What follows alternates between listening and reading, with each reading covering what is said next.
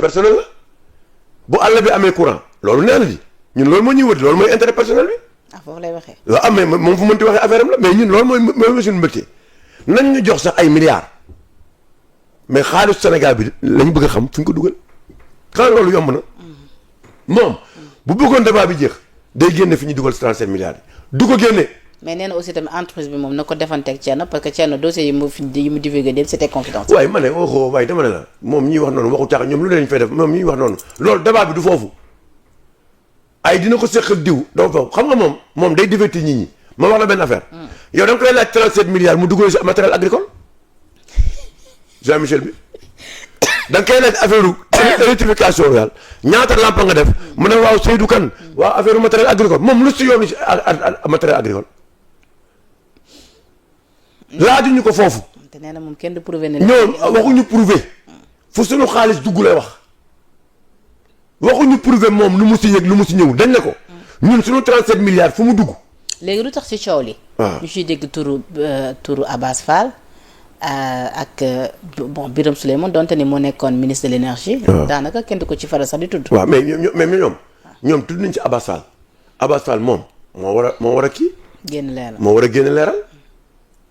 ndax moom ministre bu jigéen boobu fa nekkoon. muy action sociale.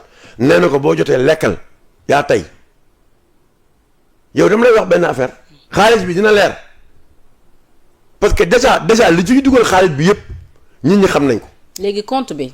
tuuti tegal ma loolu. waaw xam nga compte bi parce que lii bëgg naa nga expliquer ko. waaw léegi. waaw léegi. moom nee na démb am na ay kilifa yu leen dajale woon moo kii. moo waaw. xam nga démb Jean Michel wax nañ ba wax. les comptes d'AEPO EPC. waaw léegi. 14 millions de francs CFA la veille. près de 37 milliards le lendemain. 11 milliards lañ génne point de départ de cette histoire. waaw léegi 11 milliards lañ ci génne. dañuy wax 11 milliards déjà dafa am lu mu bëgg a wax sénégalais yi. Jean Michel nee na.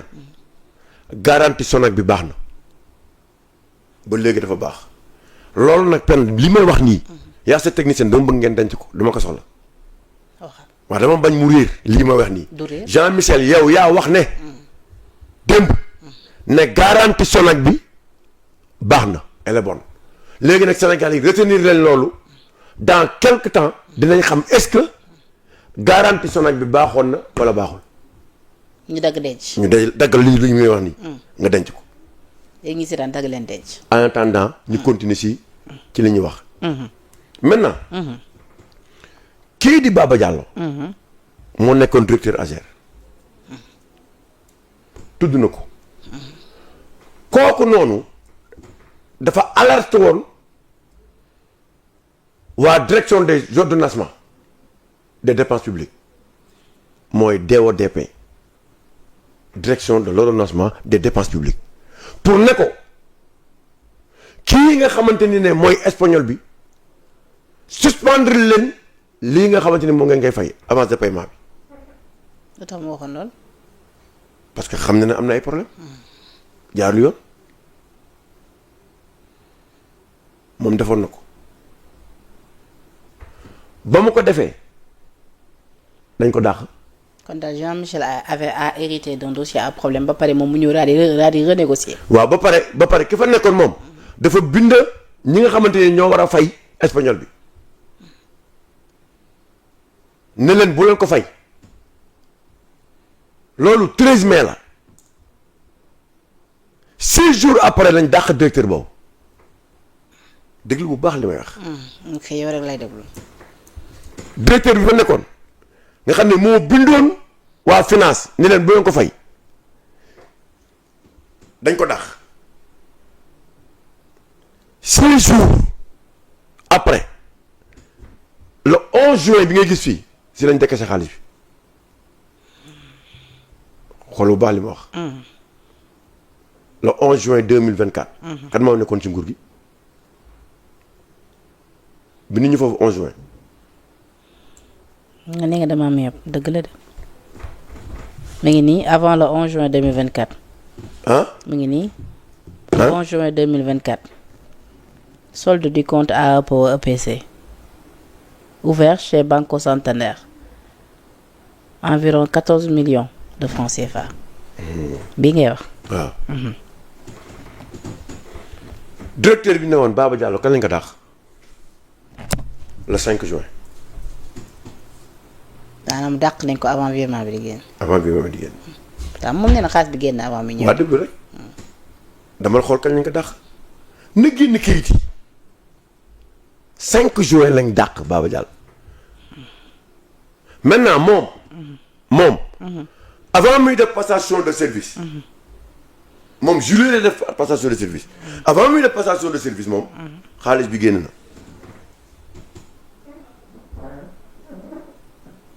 dégg nga li ma wax.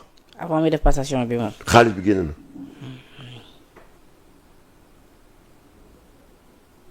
léegi maintenant nit ñi laaj ko nag xaalis bi nu mu demee 4 jours rek 4 jours après le départ de Baba Diallo de kii de Baba Diallo. waaw donc Baba Diallo ombrage la woon foofu moo tax ñu teel ko libéré moom dax ko mu dem. mais fii ci tableau bi. waaw dama ci gis dès le lendemain même du décaissement. l'argent commence à partir. pas vers des fournisseurs de matériel électrique. pas vers des entreprises de travaux publics au Sénégal. vers des dizaines de comptes dont des dizaines de directions en quelques jours seulement. waaw léegi maintenant. waaw ñu def même foofu matériel bi yëpp Espagne lañ ko waroon jënd. njëla lebal seen xaalis matériel bi foofu nga ko waroon jëndee matériel bi fan lañ la wax foofu la dem ay Chine. waxuñu la Chine ay Chine la dem ñu ne la am na benn société bu ñuy wax Dakar Énergie. mu ngi nii vers la Chine montant 1 275 euros. waaw maintenant. après ñu def vers la Côte d'Ivoire. waaw vers le Togo. waaw léegi am na benn boo xamante ni ne. mooy Dakar Project mooy Dakar Énergie Project ci kaw. ci fan gisuma ko de. est-ce que ñoo bokk bi ñu yore kon.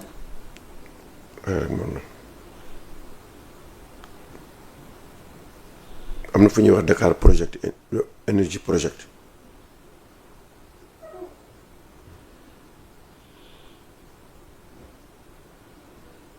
boo xoolee mi ngi ci kaw a kaw ci kaw a kaw noonu tableau bi. gisuma ko ci grand nekk ko ci. si. voilà kon tableau yi ñaar la bii de laa yore xoolal mu ngi nii. waaw rek.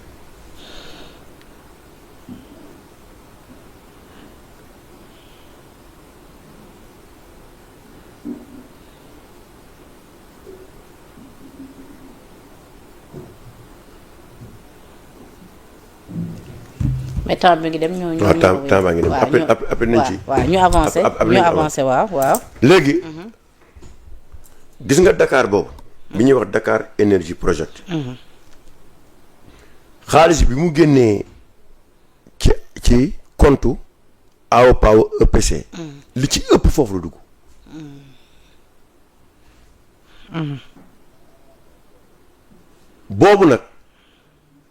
boobu nag après laa si ñëw. waaw mu ngi nii vers le Sénégal 3 entités distinctes. waaw Sonac. AO Power Dakar Énergie Project SUARL. waaw kay léegi maintenant Sonac boobu xam mooy lan. mooy compagnie d'assurance bi. nee nañ foofu la ñu yóbbu garantie bi. nee na garantie bi baax na. boobu si laay ñëw moo tax ma wax la daggal ma boobu. beneen bi kan la Dakar Project Dakar Énergie. Énergie Project. ñaata nañ fa dugal. 10 millions 595 484 euros. ok. environ 6,9 milliards. ok. dégg nga boobu. boobu nag dafa am lu ñu ci soupçonné. mais ñu ngi si ñëw. nan lañ ci soupçonné waaw c'est-à-dire que. boobu du waxu léegi. c'est-à-dire li ñu njort te ñu jëm fa. dafa mën ne ma am ñaari tur man Omar Faye ak Rijal ñu viré Rijal ñu viré Omar Faye yóbbu ko ci Rijal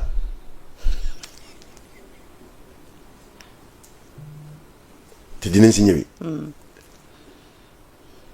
parce que moom espagnol bi am na ku muy toogal benn ivoirien bu xamante ni ne ñoo nekk te am na loo xamante ni ne gars yi njort nañ ko ci dossier bii. moo tax section de recherche am na liggéey jaajëf fu ñu jaajëfal Thierno Alassane dina leer yow looy dem ba Chine di jënd matériel bi alors que matériel bi dans le contrat ça devait être acheté au niveau de Espagne. kon daal cette affaire dina leer. ok léegi nag. oui Sénégalais bi pour wan la le patriotisme du Sénégalais. nga daanale foofu ñu waaw koy le patriotisme. parce que cette affaire là bu ñu ko toppee. boo ko toppee doo dem